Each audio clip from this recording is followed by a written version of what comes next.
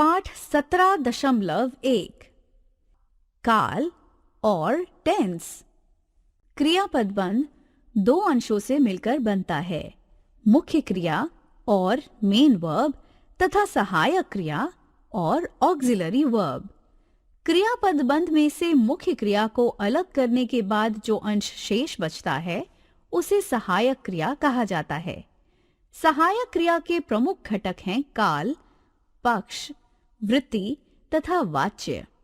ध्यान रखिए, काल का संबंध क्रिया के घटित होने में लगने वाले समय के साथ होता है तथा पक्ष से यह पता चलता है कि वह क्रिया किस तरह से घटित हुई।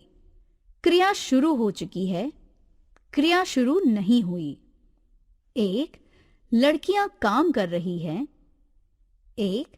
लड़कियां काम कर सकती हैं। 2. वे बाजार गए थे। 2. तुम बाजार जाओ। 3. माताजी ने खाना बना लिया है। 3. शायद आज माताजी खाना बनाए। काल और टेंस। प्रायः लोग काल और टेंस तथा समय और टाइम को एक मान लेते हैं, पर ये दोनों एक नहीं होते। समय का व्याकरणिक रूप ही काल है। समय को वर्तमान, भूत तथा भविष्य 3 भागों में बांटा गया है। उसी आधार पर काल को भी 3 भागों में बांट लिया गया है। काल के भेद: वर्तमान काल, भूतकाल, भविष्यत काल, वर्तमान काल और प्रेजेंट टेंस। भाषा में जिन चिन्हों से यह पता चलता है कि क्रिया वर्तमान समय में घटित हो रही है या होती है, वे चिन्ह वर्तमान काल के चिन्ह कहे जाते हैं तथा वह वाक्य वर्तमान काल का होता है। भूतकाल और पास्ट टेंस।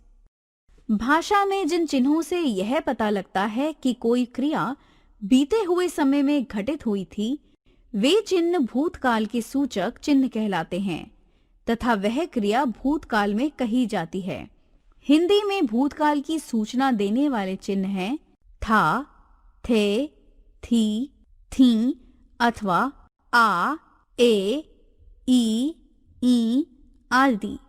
अतः भाषा में जिन चिन्हों से यह पता चलता है कि क्रिया बीते हुए समय में या भूत समय में घटित हुई थी, वे चिन्ह भूतकाल के चिन्ह कहलाते हैं तथा वह वाक्य भूतकाल का वाक्य होता है। ध्यान रखिए, जिन वाक्यों के क्रियापद बंधों में आ, ई, ए तथा था, थी, थे आदि चिन्ह लगे होंगे, वे वाक्य भूतकाल के होंगे। देखिए निम्नलिखित उदाहरण। 1. क, उन लोगों ने नाश्ता कर लिया। 1. ख, उन लोगों ने नाश्ता कर लिया था।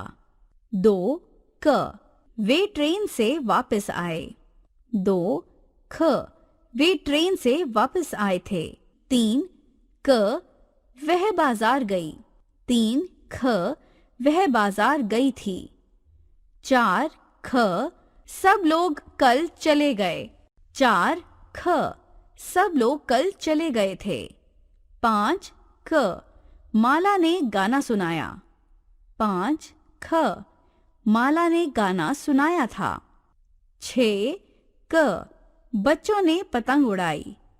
6. ख, बच्चों ने पतंग उड़ाई थी। भविष्यत काल और फ्यूचर टेंस।